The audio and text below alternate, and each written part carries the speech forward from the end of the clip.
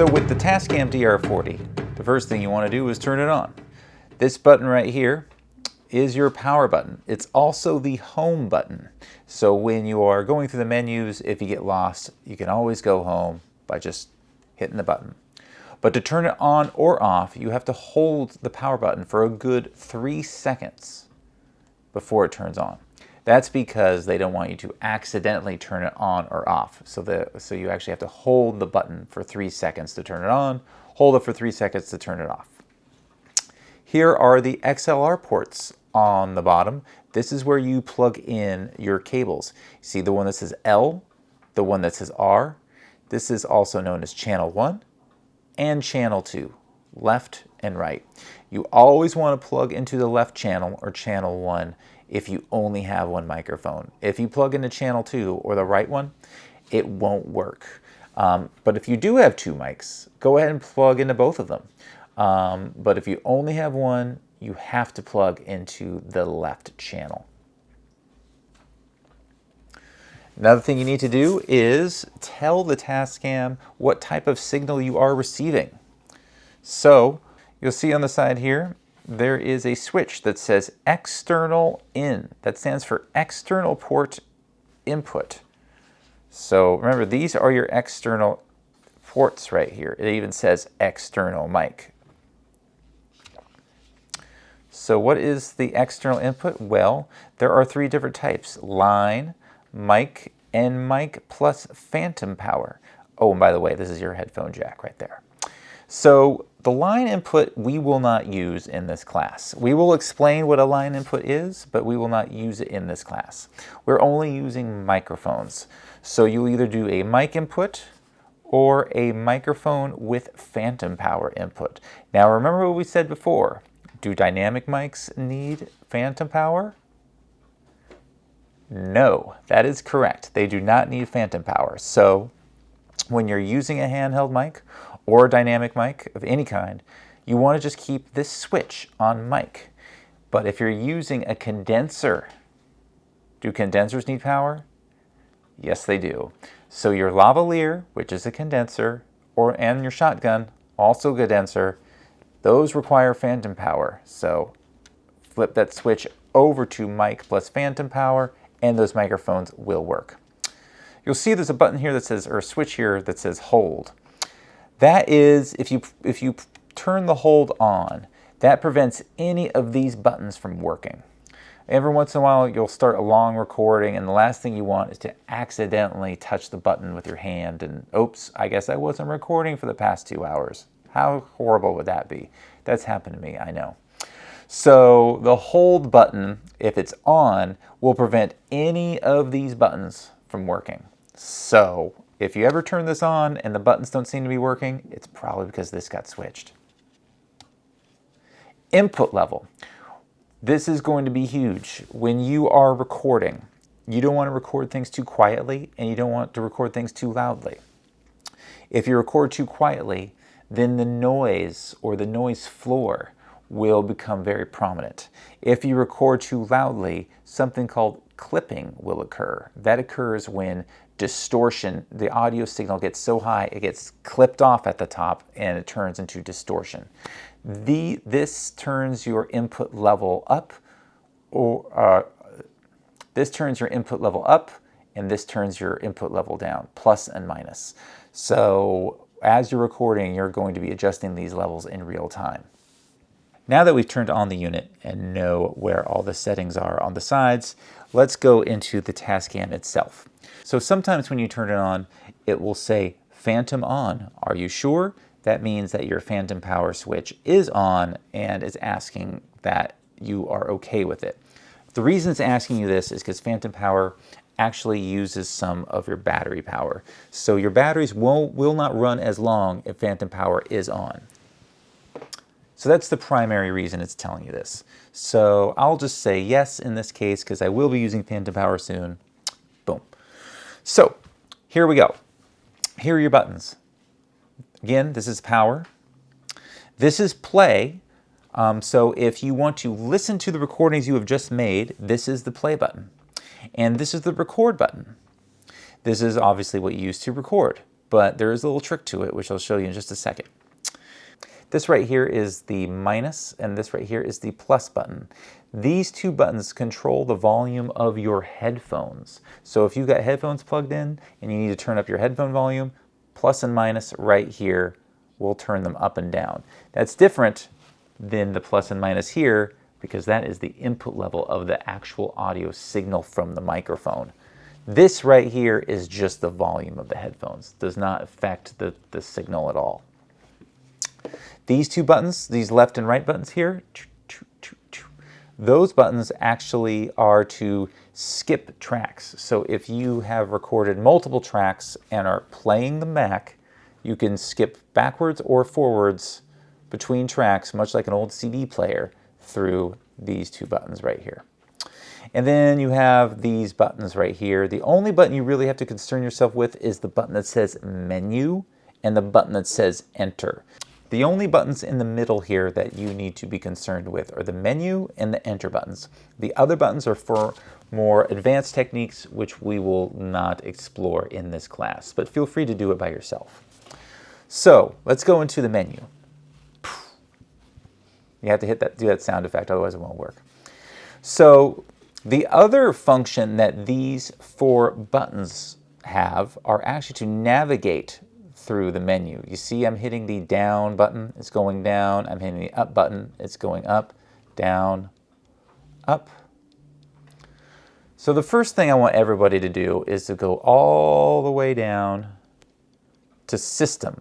Now some of you might have an older Tascam that doesn't have system and just has something called others. Let's go into system. Either way, you want to end up on something that says system. So if you have one that says others, click on others and then go into system. So then once you're in system, you want to go down to quick format. Quick format erases the SD card. I make sure I erase them before I give them to you, but it's always good to do it yourself to make sure. Because you don't want to, say, record 2 tracks and then put in your computer and see that there's 50 tracks. Because then you have to dig through all 50 tracks to find the 2 that you recorded amongst the 48 tracks that were there from like whoever was there, whoever had it before you. So to go backwards in the menu, you hit menu. Every time you hit menu, it goes back a step. So now we go into record setting. Record setting is where we tell the Tascam what our sample rate and bit depth will be. We've talked about this in class. Do you remember what our sample rate and bit depth should be? That's right, bit depth of 24, sample rate of 48 kilohertz. So what you do here is you go to sample, right there, hit enter, and now we, with the up and down arrow, can choose what our sample rate can be. So you can see we have choices of 44.1, 48, or 96. We want 48. 48 kilohertz sample rate and 24-bit bit depth are the standard for production audio. Music audio tends to be a little bit higher. Music can record up to 32-bit and was it 192 kilohertz sample rate, but that requires a lot more disk space, and for recording the human voice it is beyond overkill, so we don't like to do that. For the human voice, 48 kilohertz and 24-bit is plenty.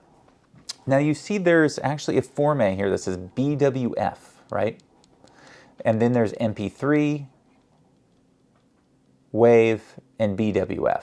Now we've talked about in this class WAV being the industry standard format. That is correct, it is. But when we are recording, we actually want to record in a format called BWF. BWF is WAV format. It's called Broadcast Wave Format. And the difference is it is a WAV file that allows us to input what's called metadata, which we will learn more about very soon. Metadata is information that is embedded into the audio file. Things like sample rate, bit depth, any sort of notes to whether it was a good take, a bad take. And this is all information that a sound editor could use. So if it's just a WAV file, it's just a WAV file. If it's a broadcast WAV file or a BWF, it's a WAV file with additional information that can help a sound editor. So as a sound editor, what would you prefer? Probably a BWF. So we like to record as BWF files, 24-bit, 48 kilohertz. And this is all in the record setting menu. Once that's selected, BWF, sample 48 kilohertz, then go hit menu to go back one, hit menu to go back again, and then you think you're about ready to go. Well, not quite yet. Remember, we've got microphones up here, and we've got XLR inputs down here. So the unit doesn't know where the sound is coming from. Yes, these two microphones on top are great, but we are using the microphones on the bottom. So first, I will go ahead and plug one into the bottom right there. And now what you want to do is this. There's a little button. Some of you might have Tascams with this writing written off, but there's a button here that says record mode. So you want to click on record mode, and this is what tells the Tascam whether you're recording off of these mics or through this port.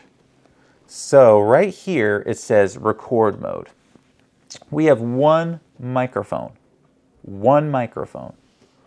And here in record mode, it says stereo or mono. So for those who know, stereo means 2 and mono means 1. So in this case, we're choosing 1. So it's mono. So source, internal mono. This is the internal microphone. We don't want that. We want external. External in L, which is external mic, line in L. Boom. That is exactly what we want. So once we have told that to the Tascam, now the Tascam will be ready. So what's the next step? Hit record, right? You hit it once, look what's happening. The record button is blinking, and you see this clock right here? It's not moving, is it? We are in what's called record pause mode. This is the mode for doing what's called a mic check. 1, 2, 1, 2. See the meter? 1, 2. And you might notice that the meter is going all the way up. All the way up. It's basically hitting the wall. It's clipping. How do we know it's clipping? Look at this little red dot right here. 1, 2, 1, 2, 1, 2. It might be hard to tell on the screen, but that actually says peak. That means that we are peaking or clipping. The audio level is so loud that it is going to be unusable. If this audio clip is unusable in its current state, what do? You turn it down with the input level. Check it out. So I need to turn it down, so I hit the minus button, which is the one on the bottom, and watch what happens to the level as I turn it down.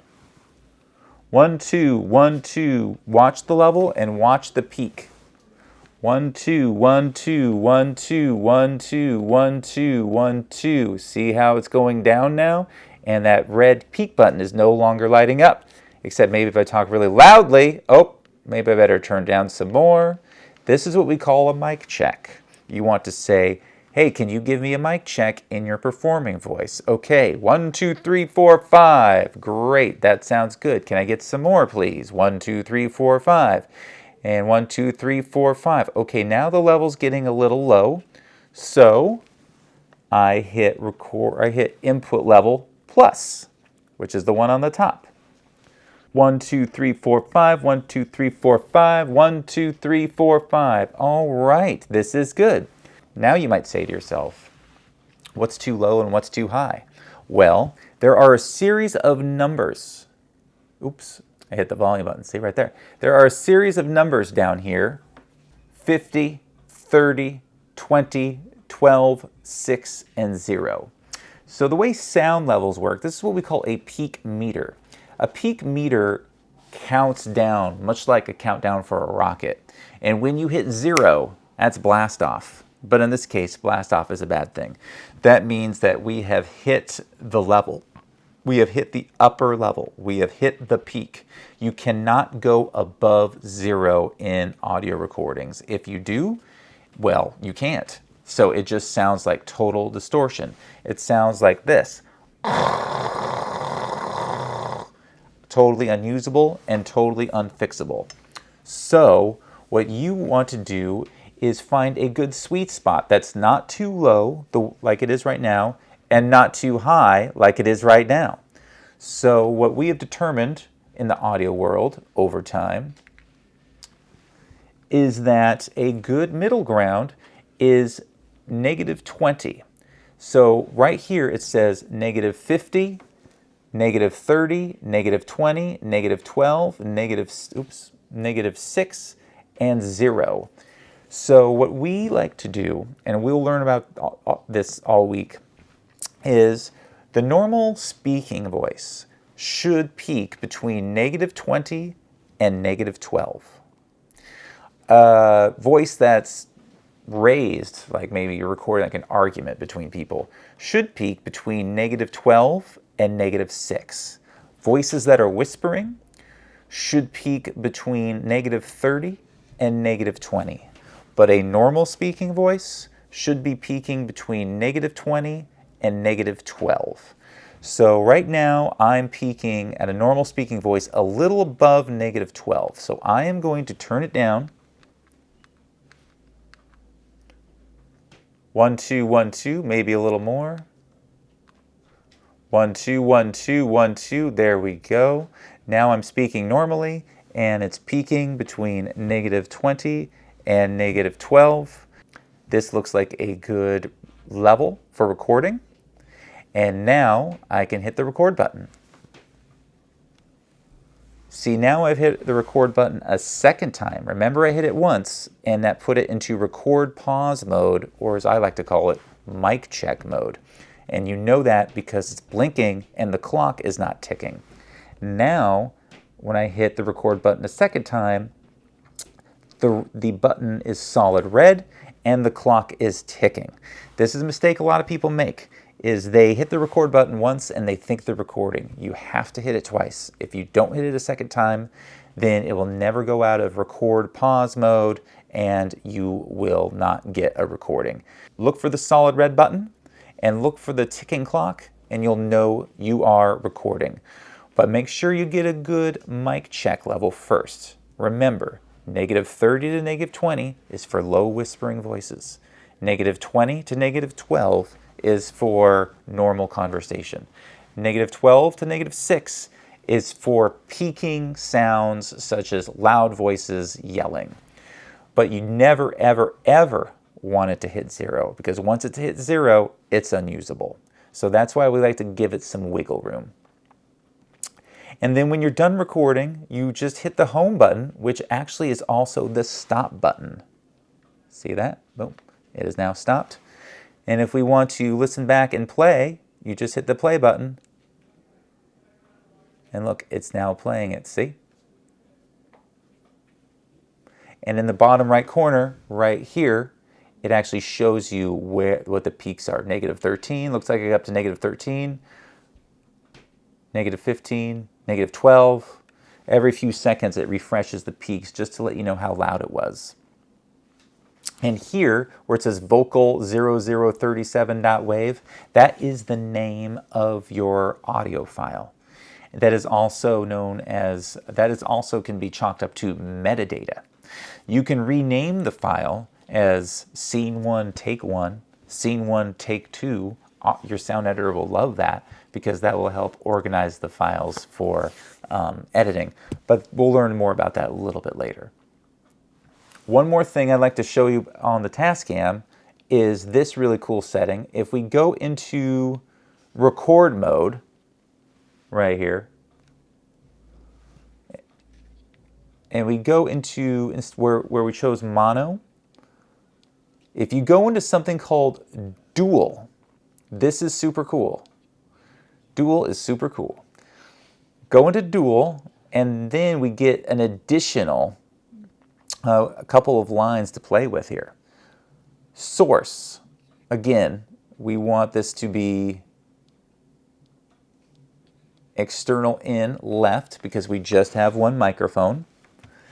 And then dual level -6 dB. Now watch what happens when you do it this way.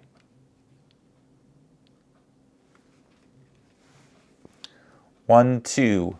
See, now I have, now I have two levels. One is 6 dB quieter than the other one.